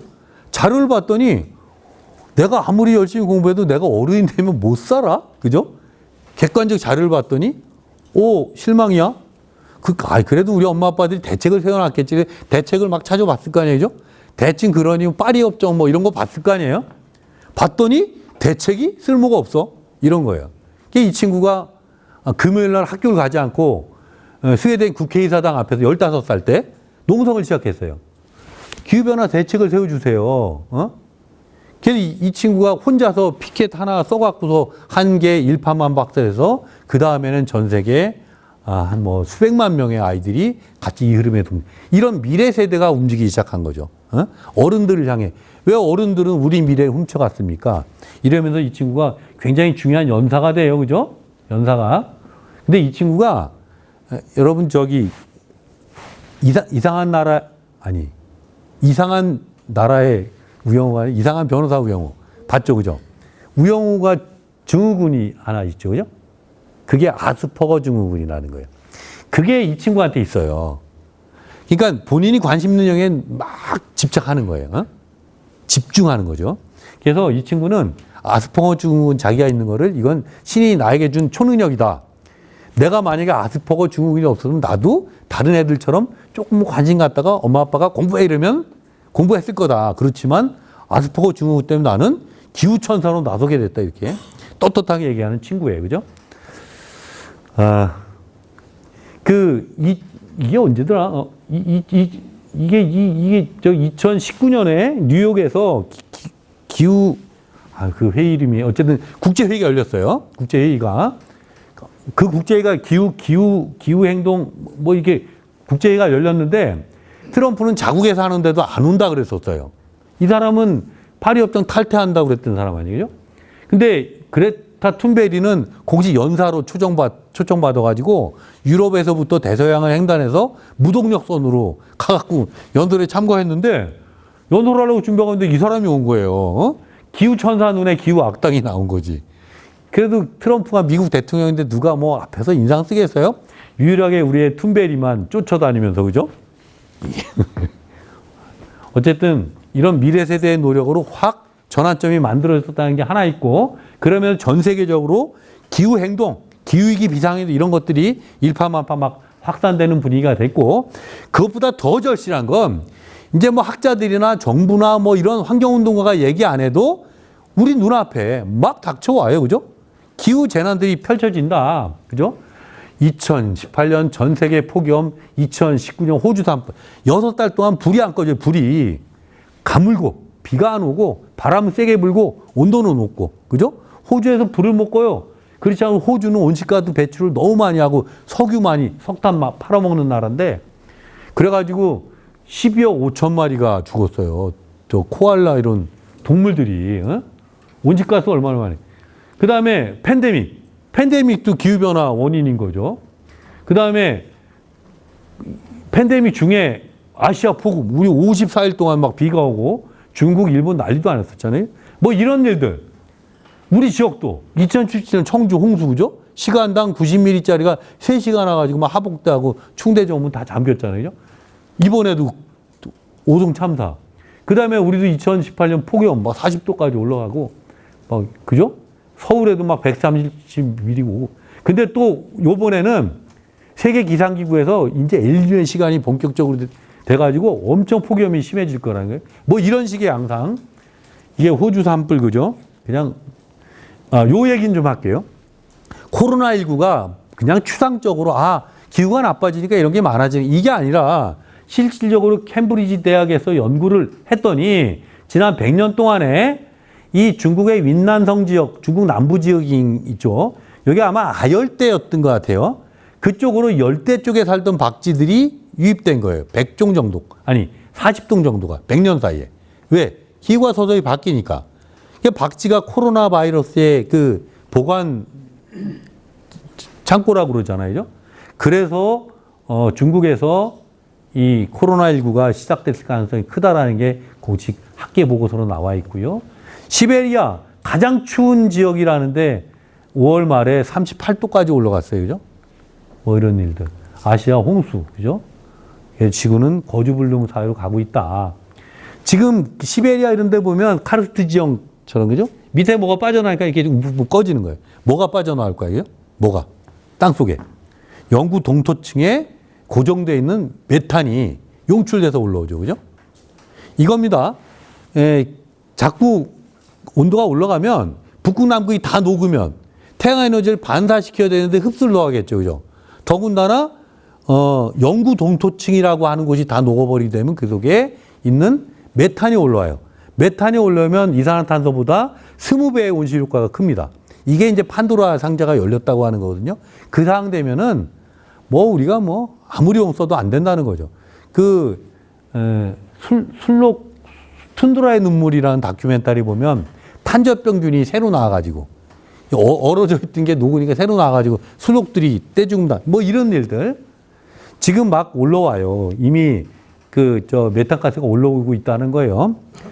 이런 와중에 있다는 거예요. 이게 전면화되는 걸 막아야 된다. 2017년에 어쨌든 청중홍수가 났어요. 뭐 그냥 재미난 얘기 아니죠. 홍수 났는데. 저는 어쨌든 일요일 날 저희 어머니가 성당을 꼭 가세요. 저희 어머니가 성당에 꼭 가는 이유는 아들 잘 되라고. 아들 잘 되라고. 매일 기도를 하세요. 성당 가서. 그런데 이제 운동 겸, 잘 걷지 못하는데 운동 겸 겨우 이렇게 앞에 이렇게 하면서 가시거든요. 근데 비가 오면 제가 모셔다 드려야 돼요, 이제. 비가 오면. 아침에 7시 전에 갔더니 비가 엄청 많이 오고 있는 거예요. 차가 3대가 충대 앞에 빠져 있어요, 충대 앞에. 제가 또 나름 사회활동 하니까 SNS에 막 올리고, 그죠? 충대 정문 지나는 차량들 우회하시기 바랍니다. 막 써놓고, 막 교통 안내하고 이렇게 했죠. 1시간 동안, 그죠? 그런데 궁금한 게 생긴 거예요. 바로 그 옆에 충대 농대 잔디판한테 이게 만들어졌거든. 저류조, 우수 저류도. 거대한 걸 몇 개 이제 청주가 만들었는데 이걸 만들었단 말이에요. 더군다나 그 이틀 전에 청주시가 해필이 이틀 전에 트위터로다가 우리는 뭐 300mm의 폭우가 쏟아져도 끄떡 없습니다.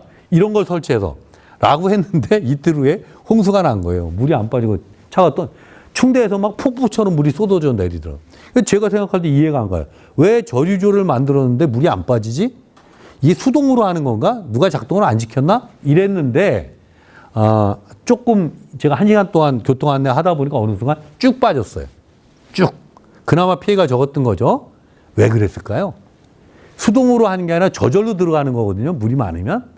저절로 물이 들어가는 건데 막힌 거죠. 어디가? 배수구가. 그 빗물바지라고 하는 것이. 담배꽁초, 비닐, 낙엽. 그래서 지금은 홍수 나면 자기 집 앞에 그거 뚫는 게 굉장히 중요한 자원봉사입니다.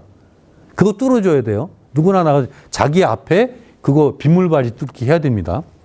그게 처음에 막혔던 거죠. 어느 순간 딱 뚫리면서 그나마 쭉 물이 빠진 거죠. 그죠? 그래서 필요한 시설인 거고 덕은 봤다. 그러나 초기에 이랬었다라는 거고. 이게 2017년인데 6년 후에 우리는 오송 참사가 났어요. 제가 오송 참사 긴 얘기 안 할게요. 그런데 꼭 할 얘기만 꼭 얘기하면, 아니, 이게 교통통제를 누가 안 해? 이 얘기 좀 빼려고. 사회적 원인은 빼고, 제방이 무너졌어요. 제방이. 응? 제방이 무너졌는데, 아휴, 참, 이 얘기하면 답답하고. 이제 제가 민간 차에도 원인조사, 공동조사 결과 발표까지 해서 현장도 다 보고 이렇게 했는데, 기존 제방이 있었어요. 그 제방을 허물었어요. 다리 공사한다고. 어? 그 제방을 허무지 않았다면 안 넘쳤겠죠. 근데 우기가 시작됐으니까 임시로 제방을 쌓았는데 모래로 쌓았어요. 제대로 쌓았더라면 괜찮았겠죠. 또 낮게 쌓았어요. 물이 넘어가게. 그죠?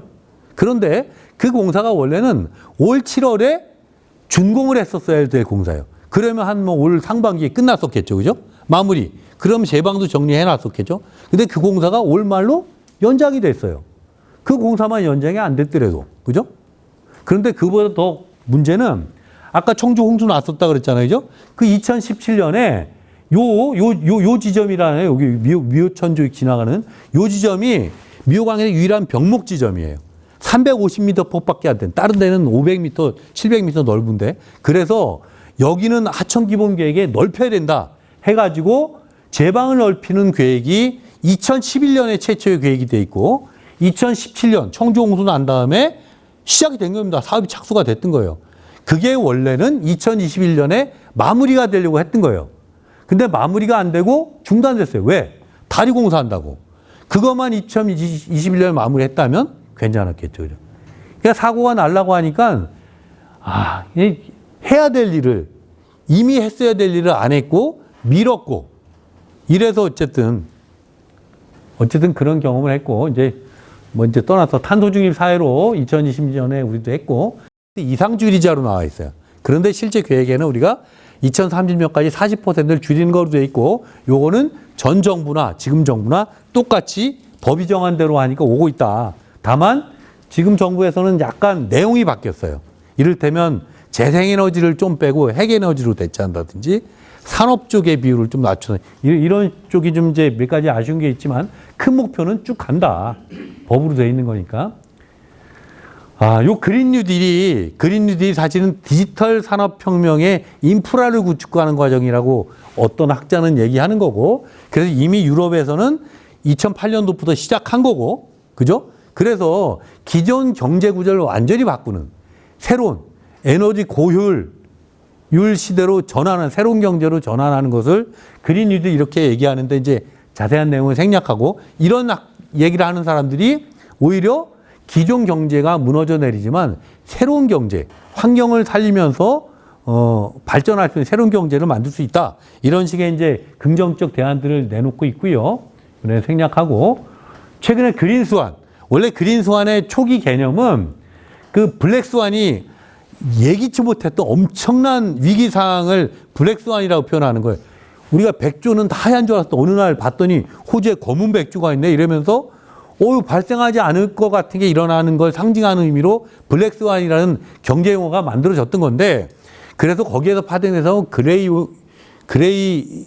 스완, 그러다 이제 처음에 그린 스완은 환경 위기로 발생하는 경제 위기 이렇게 처음에 표현됐던 건데, 최근에 존 엘킬턴이라고 하는 그 환경운동가이자 지속가능 경영 전문가가 그린 스완이라는 책을 써서 어떻게 정리하냐면, 그린 스완은 세계적으로 위기에 처한 경제, 사회, 정치, 환경 모든 분야를 아울러서 회복과 재생을 추구하는 것. 그러니까 자본시장의 아주 혁명적 변화를 촉구하는 새로운 경제 질서를 만드는 흐름이라고 보는 거예요. 그래서 블랙스완 형태로 해서 지금 경제가 나락으로 떨어질 때 어느 순간 제대로만 한다면 초록빛 빛이 도르면서 녹색 백조로 전환해서 새로운 경제로 가는데, 근데 이 새로운 경제는 기존에는 환경과 충돌되는 환경을 훼손하는 경제인데 이제 환경과 사회 경제 문제를 함께 가는 이런 구조로의 전환이 가능하다. 이런 여러 가지 근거들이 최근에 나오고 있다. 근데 이런 모든 것들이 불과 몇 년 안에 전 세계가 확 전환해야 된다는 거죠. 어쨌든 이제 시간은 다 됐고, 그죠? 30분에 끝냈어야 되는 건데 그림만 막 볼게요. 우리 풀꿈환경재단은 아까 협력적 환경운동을 계속 이렇게 에코 컴플렉스의 환경 교육 활동도 하고 있고요. 그 다음에 이렇게 교육청과 지구를 생각하는 초록학교 사업도 오랫동안 해왔고, 그 다음에 미세먼지 줄이기도 민간이 합심해서 이런 활동했고, 그 다음에 지금 이제 수lum제의 업사이클 센터, 자원순환을 위한 이런 활동도 하고 있습니다. 한번 놀러 오시고요. 이게 발전소도 직접 만들어서 발전 수익으로 교육 복지 활동도 하고요. 이런 다양한 활동, 그죠? 이제는 환경 자체가 싸우는 일만 하지 않는다. 그러니까 새로운 사회를 먼저 만들어 나가는 이런 거라고. 최근에는 지방선거 이번에 있었잖아요, 그죠? 그래서 녹색전환 포럼이라고 하는 연대 기구를 만들어 가지고 충북을 녹색 전환하기 위한 10대 과제를 도출해서 후보들한테 제안했고, 지금도 계속 이제 시와 도와 이런 부분을 해나가기 위한 끊임없는 협의 설득, 이런 과정도 겪고 있다, 이런 말씀이고요. 시민의 힘으로 쓰레기 줄이기. 요거 자세히 얘기하면 끝도 없는데, 최근 이제 코로나가 오면서 쓰레기가 많아졌잖아요, 그죠? 그걸 우리 청주 새하른 시민센터와 시민들이 이제 시즌 1, 2, 3, 4 이렇게 과정을 거치면서 계속 시민 참여들을 늘려내면서 네트워크를 구축해 나가는 과정이 있어요. 이걸 왜 하냐면 아까 녹색 수도 사업에서 왜 쭉 해놨었던 게 어느 순간 무너졌거든. 그걸 다시 만들자라는 차원에서 민간 차원에서 쭉 하는데 그림만 보겠어요. 뭐 쓰레기 줄이기 100일간의 실험 이런 활동들을 2020년 말부터 직접 뭐 재고 뭐 이런 쓰레기를 시민들이 줄이는 거예요. 전국에서 다 배우고 가고 막 50군데에서 배우고 가고 또 쓰레기 줄이기 100일간 실천 이제 막 확산하자 SNS로 뭐 이런 활동 계속 하고요. 그러다가 이제 쓰줄 천사다. 1000명의 쓰레기 줄이기 실천가를 모집한다. 뭐 이렇게 해서 뭐 이런 아이스팩 퍼포먼스도 하고 그 다음에 동시다발 죽빙 이런 활동하면 계속 흐름을 모아내고 이게 모여가지고 현재 157개 기관단체가 참여하는 녹색 실천 네트워크를 만들어서 다양한 활동을 하고 그 다음에 그런 단체들이 모여서 뭐 여러 가지 체험도 하고 활동 사례 발표대회도 하고 1년에 이제 이런 플랫폼형 사업, 그러니까 실천 사업 플랫폼을 만드는 과정이죠.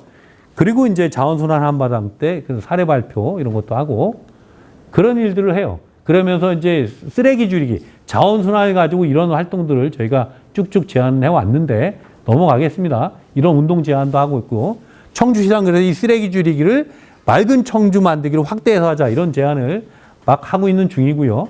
이게 동시다발을 막 줍는 거예요. 줌으로 서로 연결하고 이런 활동들을 쭉 하면서 이제 아래로부터 이런 아까 실천 플랫폼을 만드는 거고 그러면 도와 시가 같이 하자 이런 제안을 하고 있는 건데 이게 최근 활동이고요. 이걸 하는 이유는 요것 때문에 하는 요것 때문에 요것만 그냥 쭉 설명드리면 저는 이제 지금까지의 시간은 국제기구와 국가와 정부기구, 지자체 이런 곳에서 기후위기를 공감하고 수용하고 그걸 해결하기 위한 탄소중립이라는 목표를 정하고 그걸 하겠다 선언한 그리고 법을 만들고 계획을 세웠던 해라고 보는 거예요. 그런데 과연 우리의 삶이 몇 년 전과 크게 바뀌었냐? 그죠? 많이 안 바뀌었어요. 전기차가 늘은 건 확실하지만 텀블러를 들고 다니는 사람이 많은 건 확실하지만 탄소를 우리 삶에서 완전히 빼낼 준비가 안 돼 있다. 이제 할 일은 뭐냐면 정부만 해서 되는 게 아니라 정부가 할 일은 온 국민들, 온 시민들에게 모두 기후위기를 다 처절히 느낄 수 있도록 공적 교육을 해야 되고 모든 사회 집단이 참여할 수 있는 그런 어떤 사업의 플랫폼을 만들고 이 시스템, 그죠? 그래서 자발적인 여러 기관 단체들이 자발적인 실천 활동과 노력들을 할 수 있는 이런 흐름을 만들어야 되는데 우리 청주는 충북은 그런 활동도 오래전부터 해왔단 말이에요. 그죠? 아까 제가 보여드린. 그게 조금만 하면 저절로 만들어질 수 있는. 근데 아직 행정을 설득하고 있는 와중. 그죠? 그래서 그게 설득될 때까지 우리 스스로 해야 된다는 거예요. 그래서 제안한 건 이거예요. 우리가 강점, 약점 뭐 이런 여러 가지로 봤을 때 우리 청주나 충북은 이제는 녹색 전환은 선도해 나갈 수 있다. 산업적 기반도 그렇고 시민 실천의 기반도 그러니까 선도하는 거로 가자. 그래서 그러한 방향을 잡고 그러한 계획을 수립하고 그러한 협력 시스템을 만들어서 실천을 하자 이런 거고 그 협력 체계로 이제 제안하는 게 이런 그림이에요. 요거는 아까 그린 뉴딜 저자가 제안했었던 피어 어셈블리 개념이기도 하고 이런 메타거버넌스 개념을 다 합친 그러니까 기후위기 대응, 그 다음에 기후위기 뭐 적응, 또 재난 방제, 모든 실천 이런 걸 다 망라할 수 있는 거대한 형태의 메타 거버넌스를 구축을 하는데, 그래서 그런 메타 거버넌스 형태에서 이런 다양한 일을 하면서 서로 경주하면서 즐겁게 자기 특색에 맞는 활동들을 하면서 지구를 지키는, 그리고 인류의 지속 가능성을 살려나가는 준비를 3년 안에 하자라는 제안을 하는 거고요.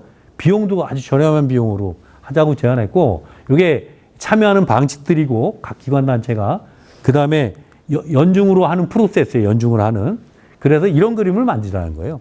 크게는 이런 그림인데 그 속에는 지역별 네트워크, 부문별 네트워크, 산업교육, 시민사회, 그다음에 사안별 네트워크, 에너지, 자원순환, 대기, 교통, 그죠?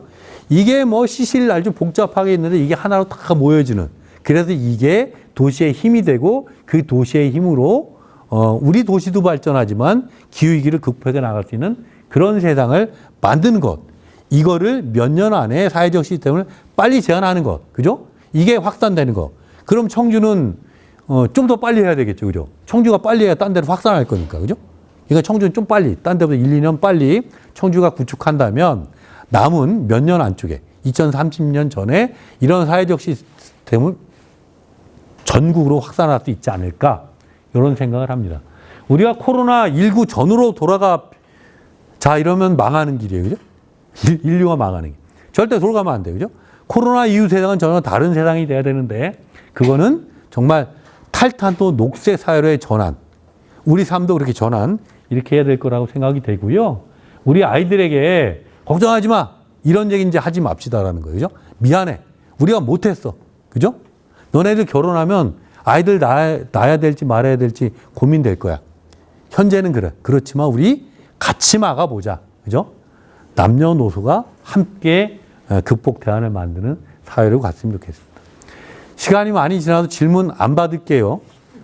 궁금한 분들은 저기 수rum지에 있는 새활용 시민센터로 찾아오시면 제가 원두커피를 드리면 주세요. 우리. 그러면서 대화를 나눠볼 수 있는 것으로 하고, 제 얘기 좀 공감이 되셨나요? 네. 뭐 다 알고 있는 얘기를 뭘 한번 장하게 한 느낌이었나요? 아니면 조금 그래도 더 막연히 느끼는 게 좀 더 피부로 와 닿았어요? 그럼 요거 끝나면 뭐 하나라도 내가 바꿔야지 이런 생각이 들었나요? 네. 텀블러 들고 다니는 사람은 이제 다른 거 하나 더, 그죠? 이런 계기에 반드시 뭐가 바뀌어야 된다. 그리고 내 주변의 가족이나 친척들이나 친구들도 그렇게 동참하게 하는, 그래야 바뀔 거라 보고, 그런 의미에서 오른손을 번쩍 들어주십시오. 너 말로만 하면 되겠어. 결의를 해야지, 결의, 그죠? 결의. 여기서 결의하고 바뀌면 바뀌는 거예요, 그죠? 아주 짧지만 우리는 할 수 있다. 그래서 우리의 생각과 행동이 모이면, 그러니까 나무 하나가 탄소를 흡수하는 거잖아요. 우리가 나무 한 그루가 되겠다. 그죠? 이런 기후위기를 막는 나무 한 그루가 되겠다는 마음으로 제가 이제 이렇게 할 거예요. 누구부터 하면 뭐라고 해야 돼요? 보이세요? 그러면 무엇부터 하면? 아, 진짜 대학원까지 나오면 언제부터 하면? 네, 그러니까 제가 이제 이거를 우리가 생각을 해야 되니까 섞어서 하지 않겠어요, 그죠? 섞어서 잘 맞추세요. 한 방에 끝나면 한 방에 끝나는 거고, 누구 틀리면 계속 하는 거고. 해보겠습니다. 자, 준비하시고, 자, 우리가 환경운동가라고 생각하시면서 위기의 인류를, 지구가 위기가 아닙니다. 인류의 위기를 우리가 구하는 활동가가 될 것을 다짐하면서 행동에 옮기겠습니다. 누구부터? 나부터. 어디서부터? 여기서부터. 언제부터? 지금부터. 무엇부터? 작은 것부터. 100점 맞으셨어요. 고생하셨습니다.